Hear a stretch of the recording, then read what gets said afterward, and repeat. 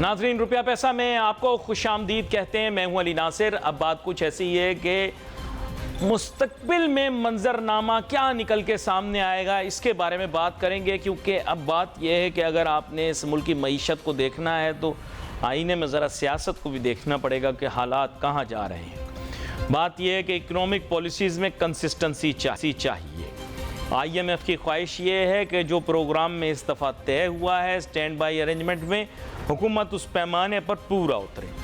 लेकिन अगर हुकूमत उस पैमाने पर पूरा उतरती है तो अपनी सियासत को खैराबाद कह देती है। अब मसला ये आया, मैं दीगर प्रोग्रामों में कह चुका, वक्त बड़ी जल्दी गुजरता है। एक सोच और फिक्र ये कहती है कि साहब जो है वो इसके बाद भी माशी पॉलिसी हमारे कंट्रोल में रहे ताकि कंटिन्यूटी रहे। उसके लिए वो जवाब बनाएंगे, वो उनकी अलहदा बात है। लेकिन साथ ही साथ प्रैक्टिकली अल्टरनेट अरेंजमेंट भी करनी है। जहां जैसे मैंने आपको बताया कि पहले सिर्फ 3 सियासी जमातों के दरमियान मुकाबला हो रहा था, उससे पहले 2 के दरमियान हो रहा था, अब 4 या 5 सियासी कुव्वतें सामने लाई गई हैं। ताहम मकबूलियत किसके पास है, मुझे आपसे छुपाने की ज़रूरत नहीं है। और अगला वज़ीर आज़म कौन बन सकता है, इसका फ़ैसला तो अवाम ने करना है, मैंने आपसे करना नहीं। तरफदारी करने का हमें कोई फ़ायदा नहीं, क्योंकि किसी की तरफदारी भी करें मईशत का तो वही हाल होगा। ठीक है, मैं तो लोगों की आंखें खोल के रखता हूँ भाई, बेहतरी कोई नहीं होनी, बस चेहरे बदल जाएंगे, ओहदे बदल जाएंगे, लेकिन मईशत ठीक नहीं होगी जब तक कि आप अंदर मईशत के दाखिल होकर उसके डायनेमिक्स को चेंज ना करें। वो आपका करने का कोई इरादा नहीं। अब बवांगे दोहल ये कह दिया गया कि आप फिक्र ना करें, एग्रीकल्चर और रियल एस्टेट को छुआ नहीं जाएगा। भैया कहने की क्या जरूरत थी आपको? और अगर IMF नाराज हो गया तो फिर क्या करेंगे? आपने सामने आकर कह दिया कि साहब आप घबराइए नहीं, एग्रीकल्चर और रियल एस्टेट को कुछ नहीं होगा। वहां वो कह रहे हैं IMF वाले कि देखना पड़ेगा, और हम कह रहे हैं नहीं, परवाह नहीं करो, सब ठीक है। ऐसा नहीं हो सकता। नो। उनसे अगर मामला तय किए हैं तो फिर उन मामलात पे अमल करना पड़ेगा, अमल दरामद लाजिम है। अब पता है क्यों कहना पड़ा कि रियल एस्टेट और एग्रीकल्चर को कुछ नहीं कहेंगे? कोई वोट बैंक ही वहीं पर है।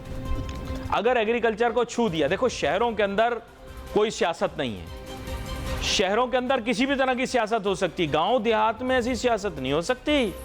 ना ना ना, आप लोगों को तो भी पता ही नहीं, 50% तो अभी भी पाकिस्तान की आबादी देही इलाकों में रहती है। देही इलाकों में रहने वाली आबादी फैसला करती है कि मुल्क का मुस्तकबिल क्या होगा। शहर में रहने वाली आबादी को तो ना दिन का चैन ना रात का सुकून। गलत बोल रहा हूं मैं? 2-2 नौकरियां करके भी पैसे पूरे नहीं हो रहे होते। यह है शहरी आबादी। देही आबादी जो है वो फैसले करती है क्या होना है।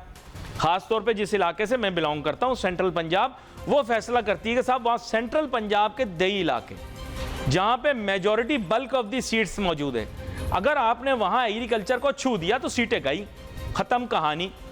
रियल एस्टेट में पूरा मुल्क पड़ा हुआ है, इनका बस चले तो पूरे पाकिस्तान की चाइना कटिंग करके बेच बाज के निकल जाए। पूरे मुल्क की, पूरे मुल्क का ये इरादा है, बात है पूरा दिन पाकिस्तान की करनी, वतन हमारा है, वतन तुम्हारा है। मगर इनको बस चले तो ये प्लाटिंग करके सारा मुल्क हमारा हम ले लें और हर जगह पर शादी हाल बना दें।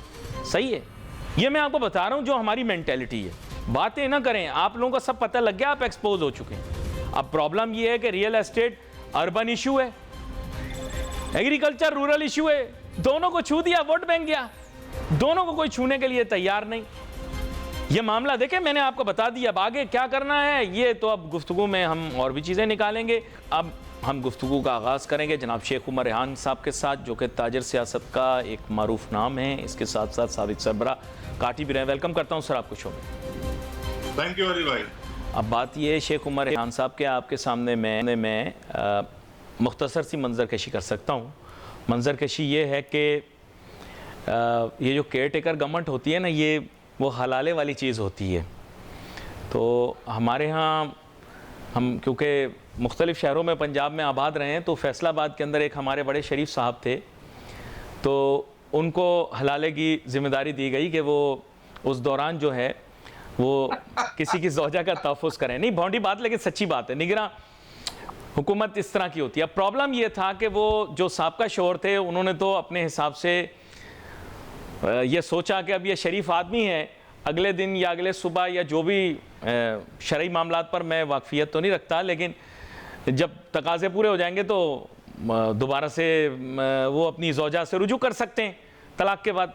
तो मामला कुछ ऐसा है कि ये निगरां वज़ीर आज़म, निगरां वज़ीर ख़जाना वाला भी यही मसला है। अब प्रॉब्लम ये है कि उनके साथ भी कुछ इस तरह हुआ कि जब साबका शौहर अगले दिन पहुंचे ये ख्वाहिश और उम्मीद लेकर कि उनके मामलात दोबारा से तय हो जाएंगे, वो तलाक के बाद दोबारा से रुजू कर पाएंगे, तो हैरानगी की बात यह कि उनकी साबका ज़ौजा ने आने से इनकार कर दिया उनके साथ, और वो जो शरीफ आदमी था वो भी मुकर गया। तो सर अब आप गहरी बात को समझें कि आपने बनाना है निगरां वज़ीर आज़म और बनाना है निगरां वज़ीर ख़जाना। अब ये उम्मीद मौजूदा सियासी हुकूमत की ये हो कि वो होगा या वो करेगा जो हमारी मर्जी है, तो वो शायद हो ना पाए। इसीलिए शायद इसहाक डार साहब का नाम एक निगरां वज़ीर आज़म के लिए लिया गया है। मेरे नज़दीक वो एक काबिल आदमी है, ताहम उनके बनने के चांस कम हों, क्योंकि जो लोग बनाने वाले हैं वो अपना कैंडिडेट चाहेंगे। तो इकोनॉमिक पॉलिसी के मुतालिक आप क्या कहते हैं, और थोड़ा बहुत आप इसका सियासी पस मंज़र भी पेश करें कि आप लोग कैसे देख रहे हैं मुस्तकबिल की माशी पॉलिसी को। जी अली साहब, देखें, बात यह है कि निगरान हुकूमत जो है ये ठीक है, वक्ती तौर पे ये सेटअप बनता है जो कि इलेक्शन होने तक अपना रोल अदा करता है, और निगरान 2-3 महीने का सेटअप होता है। मैं ये समझता हूँ कि निगरान सेटअप जो है उसके पास कोई पावर्स नहीं होती, ज्यादा पॉलिसीज बना नहीं सकता। निगरान सेटअप लॉन्ग टर्म पॉलिसीज नहीं बना सकता, तो इसको हम उधर तक ही रहने देते हैं जहां तक इसके काम है। भाई देखे ना, लेकिन एफएक्स यानी फॉरेन एक्सचेंज पॉलिसी जो आपके काम को बहुत मुतासिर कर सकती है, लेट से जो काम या जो बिजनेस आप करते हैं उसको मुतासिर कर सकती है। इसके साथ साथ शॉर्ट टर्म ट्रेड पॉलिसी है, करंट अकाउंट की मेंटेनेंस है। इसके अलावा मॉनेटरी पॉलिसी के अंदर खैर गवर्नमेंट को इंटरफेरेंस करनी तो नहीं चाहिए, लेकिन अगर वो ऑटो पायलट पे होगी तो आप लोग मुझे ये बताएं, आप 25% के ऊपर कारोबार कैसे करेंगे? मैं तो सिर्फ सोच रहा हूँ, लोग मुझे कहते हैं जी सूदी निज़ाम तो नहीं, लेकिन अनफॉर्चुनेटली 25% की इंटरेस्ट रेट रजीम में आप कैसे काम करोगे? ये सब चीज़ें तो हर एक की डोमेन में आएंगी ना, क्या कहते हैं आप? अली साहब, नहीं हो सकता। ये देखें, आप बात कर रहे हैं निगरान की, हमारे सिर्फ निगरान में प्रॉब्लम इस वक्त सिर्फ फाइनेंस मिनिस्टर हमने देखना है, ये है कि कौन सा आना है जो इसको संभाल सके 2-3 महीने, क्योंकि बड़े बड़े प्रोफेशनल से भी ये संभाला नहीं जा रहा। आपके सामने रुपए की कदर जो है वो गिरती जा रही है, आप देख लें रोज ब रोज जो है। इसकी जो भी वजूहात हैं, लेकिन कंट्रोल तो मास्टर्स से भी नहीं हो पा रहा ना। लेकिन खैर हम इस चीज का क्रेडिट जरूर देंगे डार साहब को, IMF के साथ जो प्रोग्राम का रिवाइवल है वो एक हमें एक सहारा मिला है, लेकिन हमें फिर भी अभी बड़ा काम करने की जरूरत है। ये तो एक समझ लें कि सर देखें, इस वक्त इंपोर्टर्स का ट्रमेंडस प्रेशर है। मैं आप बोलूं, जैसे आपके साथ हमेशा पाम ऑयल पे डिस्कशन होती है, पहले भी हुई थी एडिबल ऑयल पे। You know that edible oil is one of the largest component of our imports. Just for discussion से देखें, अभी कुछ अरसे पहले ये 150 का था, 1.25 साल पहले, ठीक है। अब यही डॉलर आपका 300 के लगभग है। आप मुझे बताएं कि practically the numbers don't match, और पाम ऑयल जो है हमारी लोकल प्रोड्यूस मेरे ख्याल ना होने के बराबर है। तो आप मुझे बताओ कि एडिबल ऑयल डबल प्राइस के ऊपर, मैं अभी गया एडिबल ऑयल खरीदने, मैं आपको हैरान करके बता दूं कि 2018 के अंदर जो डब्बा मैं क्वार्टर ऑफ द प्राइस पे खरीदता था, आज मैं 4 टाइम्स दैट प्राइस खरीद रहा हूं। तो मैं कैसे बर्दाश्त करूंगा? इन्फ्लेशन तो 26% से ऊपर हो जाएगी। जी देखिए, ये काम हमें 10 साल पहले करने चाहिए थे, जो काम हम अभी कर रहे हैं। हम लेट हो चुके हैं बहुत ज्यादा। अब आप देखें ना, आप अभी मैं समझता हूँ पिछले साल की कारकर्दगी बेहतर है पिछले सालों से। उसकी क्या वजह है? आप ये देख लें कि आपकी इंपोर्ट जो है, जो पिछले साल 80 अरब डॉलर थी 2021-22 में, वो 55 अरब डॉलर पे आ गई है। 25 अरब डॉलर हमारी इंपोर्ट्स में कमी आई। भले एक्सपोर्ट हमारी 31 अरब डॉलर से गिर के 27 अरब डॉलर पे आ गई है, तो 4 अरब डॉलर जो है वहां पे मैं समझता हूँ कि 25 अरब डॉलर हमने उधर बचा लिया, इधर 4 अरब डॉलर गिरा भी, तो इट्स ओके। तो अगर हम देखा जाए तो हमारा जो ट्रेड डेफिसिट था वो 27 अरब डॉलर, हमारी फॉरेन रेमिटेंस भी इस साल इतनी आई है 27 अरब डॉलर, उससे हम क्लियर हो गए।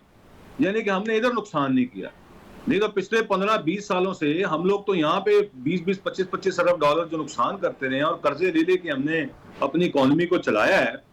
120 अरब डॉलर जो हमारे कर्जे बन चुके हैं, ये आज से 10-15 साल पहले ये पॉलिसी अगर हम लोगों ने बना ली होती कि हमने अपने इंपोर्ट से इक्विवेलेंट और फॉरेन रेमिटेंस से इक्विवेलेंट ही अपने एक्सपोर्ट और फॉरेन रेमिटेंस से इक्विवेलेंट ही इंपोर्ट करनी है, तो आज हम बच जाते। अच्छा नहीं, बात सुने, यहाँ बड़े मजे का फैक्टर आपको बताता हूँ। जैसे आपको मैंने बताया एक एडिबल ऑयल जो है वो तो हमारे यहाँ नेसेसिटी है, हम उसको नेसेसरी इंपोर्ट के अंदर काउंट करते हैं, इफ आई एम करेक्ट, आप भी उसको इंडोर्स करेंगे।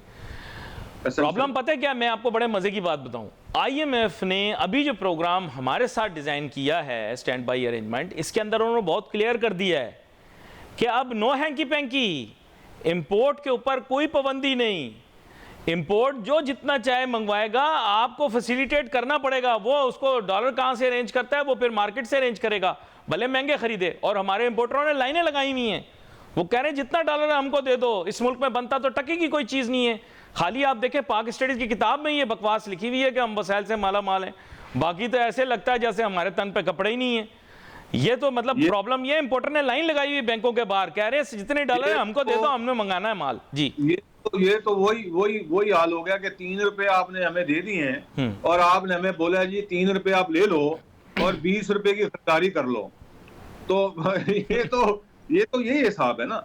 लेकिन हमें खुद अपनी पॉलिसीज बनानी है, इनको चाहिए कि ठीक है बिलो द लाइन अपनी पॉलिसीज बनाए, जिस तरह पहले ये चल रहे थे उसी तरह चले। अगर खुली छुट्टी दे दी तो फिर तो इंपोर्टर जो है सब कुछ मंगा लेगा अपने नफे के लिए, वक्ती नफे के लिए, तो मुल्क का खजाना खाली हो जाएगा। तो इस तरह तो नहीं काम चलेगा, इसके लिए लॉन्ग टर्म पॉलिसीज चाहिए। और ये मैं आपको बता रहा हूँ अभी भी इस वक्त कि ये हमें फौरी तौर पर देखें, अगर इलेक्शन होने हैं तो अनाउंसमेंट करें और 1 आध महीने में फारिग करें इसको। यार एक बहुत बड़ा प्रॉब्लम है ना, आप समझा करें उमर रेहान साहब, अब आपको कैसे समझाऊं मैं, अगर इलेक्शन करा दिए ना तो आपको पता है बंदा कौन जीत जाएगा। अब ये बड़ा प्रॉब्लम है ना, मैं बड़ी क्लियर कट आपसे बात करता हूं सर। देखिए जो भी जीतेगा, मैं एक बात बताऊं आपको सर, प्रॉब्लम ये है कि काले बादल देख के मैं यही कहूंगा बारिश होनी है, मैंने कौन सा कहना कि यार काले बादल आ गए अब जो है वो खुशका हो जाएगा। So we need to understand problem ये है, अब इशू ये है कि पॉलिटिकल गवर्नमेंट फंस गई है, उनको समझ में नहीं आ रहा कि what is the way out. जी देखें, यहाँ पे फैसला करें, कराने हैं नहीं कराने हैं, जो भी आएगा हमारा भाई होगा ना यार। अब बात यह है कि पॉलिसी एक बने, 10 साल 15 साल की पॉलिसी मौशी बनाए। ये हुकूमतें ये हमने भुगत लिया। वो बंदा जो बनना चाह रहा है ना, वो कह रहा है किसी चीज पे भी मेरे से काम करवा लो, अभी मैं हर चीज पे राजी हूँ।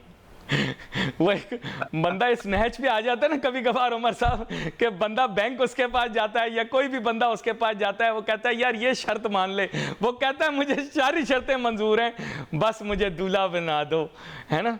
नहीं गलत सर, मैं आप बताऊं, अगर देखें हमें तो प्लान चाहिए, अवाम देखेगी प्लान किसके पास है, कौन लाएगा प्लान, कौन इकोनॉमी को ठीक करेगा, हमारी असल बीमारी को कौन ठीक करेगा, हमें उसको ठीक करना है भाई। वो लोग कहते हैं सीधी सादी बात, वो कह रहे हैं आप डॉलराइज कर लो, आपको क्या प्रॉब्लम है। मुझे समझ में नहीं आता कि पाकिस्तान की इकोनॉमी को डॉलराइज करने में क्या प्रॉब्लम है। उन्होंने मना नहीं किया, जब मैंने फर्स्ट टाइम ये बात की कि पाकिस्तान की इकोनॉमी को डॉलराइज करें तो तब 151 रुपए का डॉलर था। लोगों ने कहा अली नासिर ने जो बात कर दी, अगर ये मान ली जाए तो डॉलर 160 रुपए का हो जाएगा। अरे 160 रुपए का हो जाए, यकीन करें लोग तो आजकल पूरा, मैं कहता हूं 15-20 साल मेहनत कर लें 160 पे नहीं आएगा। क्या कहते हैं आप?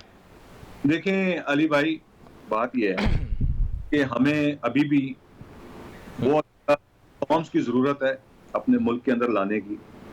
हमें इंडस्ट्रियलाइजेशन की तरफ जाना है, हम बहुत दूर चले गए इंडस्ट्रियलाइजेशन से। हम नहीं करेंगे, हमारे मुल्क जो है एक इंपोर्ट ओरिएंटेड कंट्री हमने बना दिया हुआ है। उसकी वजह यह है कि हमने अपनी इंडस्ट्री पे तवज्जो नहीं दी। अपनी अभी भी कुछ नहीं बिगड़ा, अपनी इंडस्ट्री की तरफ तवज्जो दें, हमें इंपोर्ट करने की जरूरत ही ना पड़े। सिर्फ आप नवाज शरीफ साहब की 90s की पॉलिसी को वापस लेकर आए, इकोनॉमिक लिबरलाइजेशन की, आप देखेंगे कि लोग अरबों डॉलर लेकर पाकिस्तान। अब बात यह है कि आप उस इकोनॉमिक लिबरलाइजेशन की पॉलिसी को अबैंडन कर चुके हैं। मैं तो अभी भी कहता हूं कि आप इकोनॉमिक लिबरलाइजेशन की पॉलिसी लेकर आए, आपको अरबों डॉलर मिल जाएंगे वापस। बाहर से लोग भर भर के डॉलर लाएंगे, लेकिन आप तो उनसे सवाल जवाब इतने करते हैं कि जो आदमी डॉलर लाना चाह रहा हो वो आने से पहले घबरा जाता है। नाज़रीन, मुल्क के वसाइल बहुत ही कम है आजकल के ज़माने के हिसाब से। और प्रॉब्लम ये ज़्यादातर चीज़ें इंपोर्ट से हम लोग कवर करते हैं। इस कमरे में आपके घर में हर चीज़ अगर आप उसकी जानिब देखेंगे तो वो बग़ैर इंपोर्ट के इंडिजिनसली प्रोड्यूस नहीं हो सकती। आज़ाद जदीद मईशत का ये तकाज़ा है शेख उमर रेहान साहब कि हम इस चीज़ को रियलाइज़ करें। अनफॉर्चुनेटली हम अमेरिका की जो इकॉनमी है उसको अंडरस्टैंड नहीं कर पाते। वो लोग आइसोलेशन में सस्टेन कर सकते हैं और उन्होंने दूसरी जंग अजीम से पहले अकेले, आप भी अमेरिका जाते रहते हैं और आप तो ट्रैवल भी करते रहते हैं अमेरिका के अंदर, आपको इस चीज़ का पता होगा कि अगर कोई मुल्क वसाइल से माला माल है तो वो दरअसल अमेरिका है। मुझे इन चीज़ों का इतना अंदाज़ा नहीं था। इत्तेफाकी बात है, मैं पाक स्टडीज़ की किताब में लिखी बकवास पर ही यकीन करता था, लेकिन जब यके बाद दीकरे अमेरिका जाने का इत्तेफाक हुआ तो पता ये लगा कि वहाँ तो बारिश की बूंद भी इतनी बड़ी होती है। तो जगह जगह खेत खलियान, जगह जगह पहाड़, हम मरी से खुश हो जाते हैं, वहाँ पता नहीं को 25-30 मरी होंगे और हर मरी जो है वो कोई हमारे मरी से 50 गुना ज़्यादा बड़ा होगा। तो मेरी तो शर्म से वहाँ नज़रें झुक जाती हैं। कोई एक डैम हो, कोई एक पानी का ज़ख़ीरा हो तो मैं बताऊँ। आप तो खैर इतना घूमते हैं, खुद गाड़ी पे घूमते हैं, आप देखते हैं उनकी तो एक एक सड़क की जो है 6-6 लेन्स हैं। तो बातें हमारी सिर्फ पाक स्टडीज़ की किताब की हद तक हैं, हकीकत में हमारे पास कुछ भी नहीं है, पल्ले कुछ भी नहीं, खाली है, बिल्कुल खाली डब्बा, टप टप टप। तो मैं आपको ये कहना चाह रहा हूँ सर कि इस इन्वायरमेंट में हम ग्लोबलाइज क्यों नहीं हो जाते?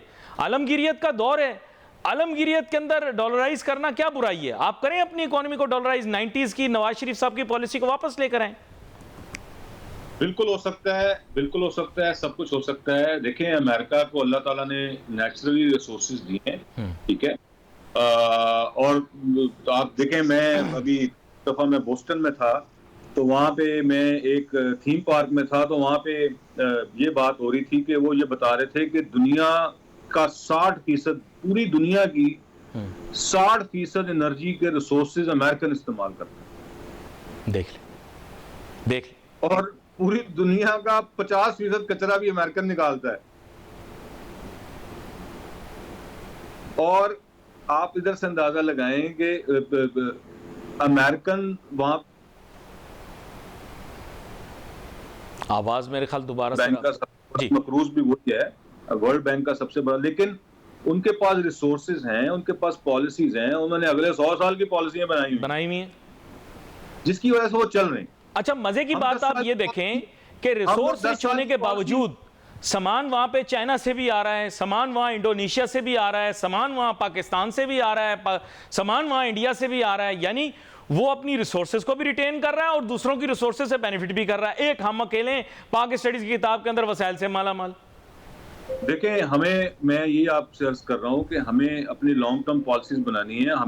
हमें तो आज से 20 साल पहले चाहिए था, 10 साल पहले चाहिए था, 20 साल पहले चाहिए था कि हम सिक्योरिटी एग्रीमेंट्स करें, ये अरब स्टेट्स के साथ इनको सिक्योरिटी प्रोवाइड करें। ये जितने भी ये मिडिल ईस्ट के कंट्रीज हैं उनसे हमें बिलियंस ऑफ डॉलर्स आते। हमारे पास कैपेबिलिटी तो है ना, हमारे पास ताकत तो है ना, हम ताकतवर मुल्क हैं, हम कोई कमजोर तो नहीं है। दुनिया की 7वीं सबसे बड़ी माशाल्लाह हमारे पास फोर्सेज हैं, तो हम ये भी कर सकते हैं। उसके अलावा हमें इंडस्ट्रियलाइजेशन, हमने डैम नहीं बनाए, हमने खुद गलतियां की हैं। हम डैम बनाते, आज हमें हमारी पेट्रोलियम की जो बिजली बनाने के लिए हमें जो इंपोर्ट करना पड़ता है इतना ज्यादा जो पेट्रोल है, उसकी बचत होती है। हमने डैम बनाए होते तो हमारे मुल्क के अंदर बिजली सस्ती होती इस वक्त।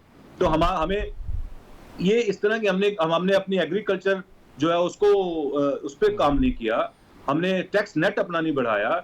हमें ये चीजें इस पे काम करने की जरूरत है। अभी भी हम लोग 10-12 साल की पॉलिसी एक बना लें, हमें कैसे करना है, हमने एक्सपोर्ट्स को बढ़ा लें, हम अपनी आईटी की एक्सपोर्ट बढ़ा सकते हैं, हम अपने हलाल फूड की एक्सपोर्ट बढ़ा सकते हैं।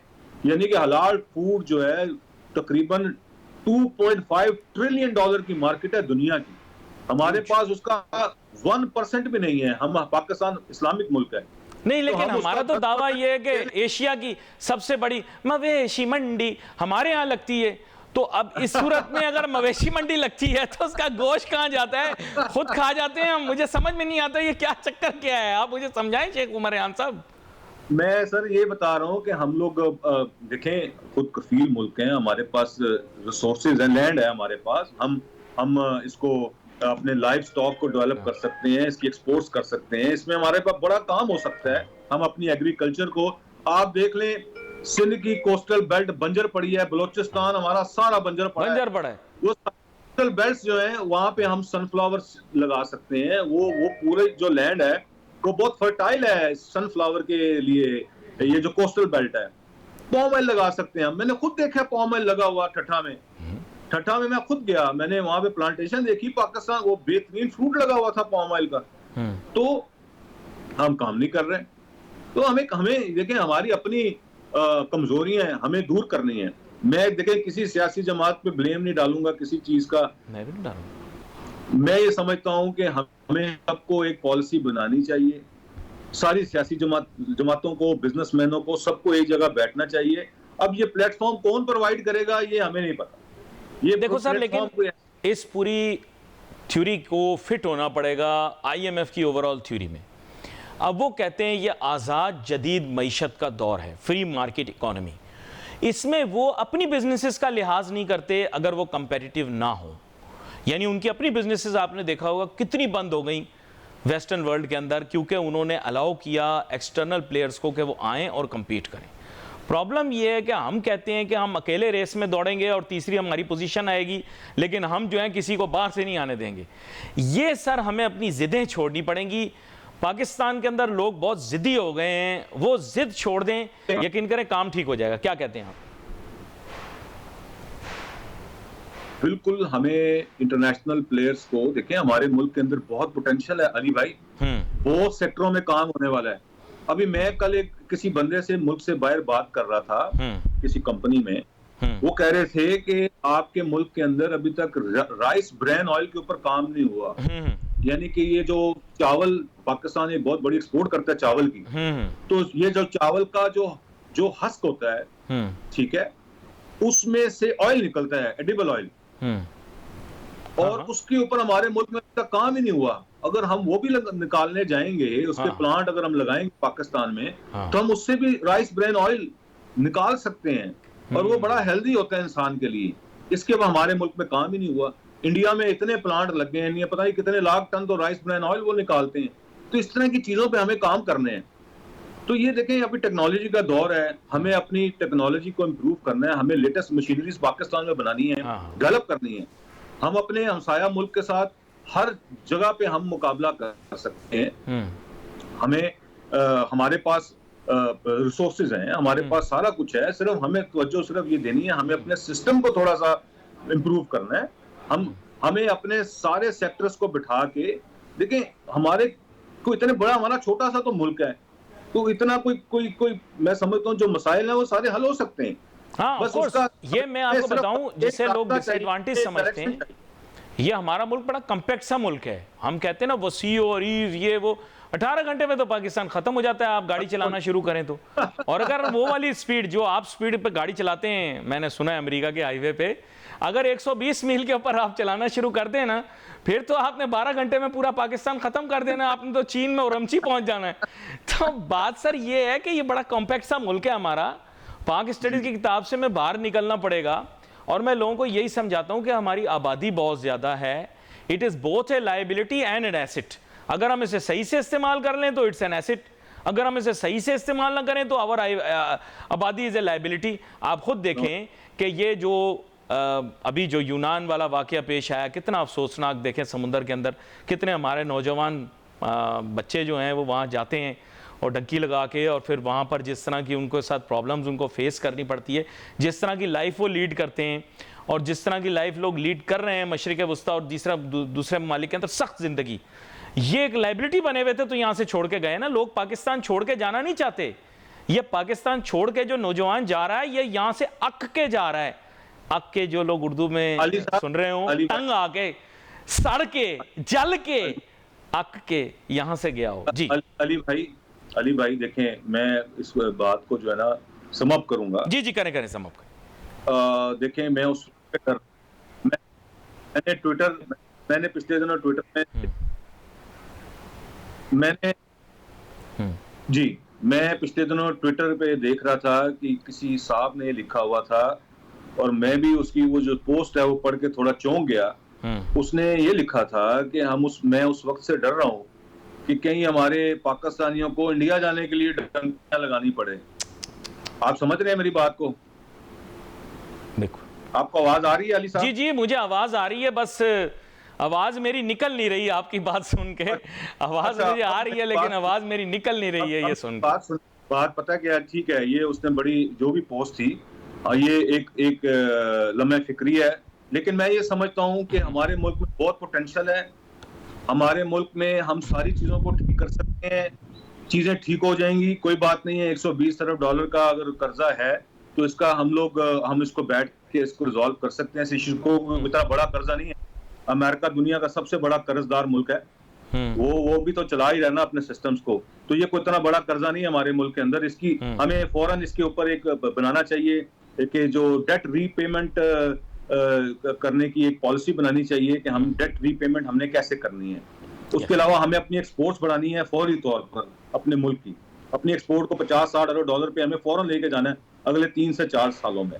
ये हमारा टारगेट होना चाहिए, ये हमारा आगे का स्ट्रक्चर्ड रोड मैप होना चाहिए। आपका बहुत शुक्रिया शेख उमर रेहान साहब, आप प्रोग्राम में हमारे साथ शामिल हुए और आपने दिया हमें आखिर में जिसे कहें बड़ा कम्पैक्ट सा रोड मैप, जिसके ज़रिए पाकिस्तान की मईशत जो है वो इस जंजाल से बाहर निकल सकती है जिसमें हम फंस गए हैं।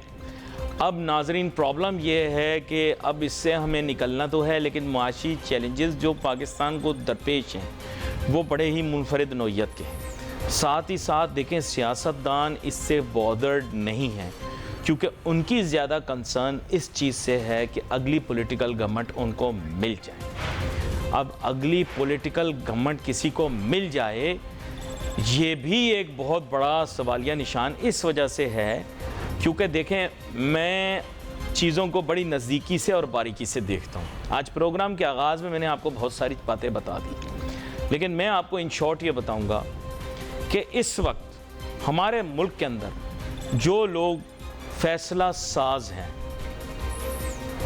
गहरी बात कर रहा हूँ, डिसीजन मेकर्स हैं, फैसला साज हैं, उनके सामने अजीब किस्म की कैफियत और सूरत हाल है। मोर ऑफ द सेम, यानी स्टेटस को पार्टीज़ को चांस दें जिन्होंने माजी के अंदर तकरीबन वही चीज़ें की हैं जो कि साबका हुकूमत ने की, या साबका हुकूमत के अंदर जो नई सियासी जमात लाई गई, क्योंकि अब 3 बना दी गई, पहले 2 थी। पहले पीपल पार्टी नून लीग होती थी, फिर पीटीआई की एंट्री करवा दी गई। तो कंसिस्टेंट विद द, जिसे आप कह सकते हैं, behaviour of all political parties, उनके लिए सब बराबर हैं। नहीं समझे आप? मैं टेक्निकल बात कर रहा हूं, मैं उन एंकरों के बारे में बात नहीं कर रहा जो यूट्यूबर बन गए हैं, क्योंकि वो एंकर जो यूट्यूबर बन गए हैं वो बात कर रहे हैं जिससे यूट्यूब में व्यूज आए। सही है? यूट्यूबर जो हमारे एंकर हैं, जो यूट्यूबर बन गए हैं, और ज्यादातर एंकर यूट्यूबर बन गए हैं, वो व्यूज लाना चाह रहे हैं, व्यूज से पैसे ले रहे हैं, अब उनको दूसरों से लेने की जरूरत नहीं है। तो वो बात कह रहे हैं जो लोग सुनना चाहते हैं, वो बात नहीं कह रहे जो होने वाला है, वो बात कह रहे हैं जो लोग सुनना चाहते हैं। जो ज्यादातर लोग सुनना चाह रहे हैं, जरूरी तो नहीं कि वो सच है। तो ये बात, यहां पर प्रोग्राम का वक्त खत्म हुआ चाहता है और मैं चाहूंगा इस बारे में आप गहराई से सोचें, क्योंकि मुल्क की मईशत इसी मिजानिये में फंसी हुई है। अब हमें देखना पड़ेगा आगे क्या होता है। यहां पर भी wait for message on Facebook. Ali Nasir, हमारी टीम को इजाज़त दीजिए। अल्लाह हाफिज़।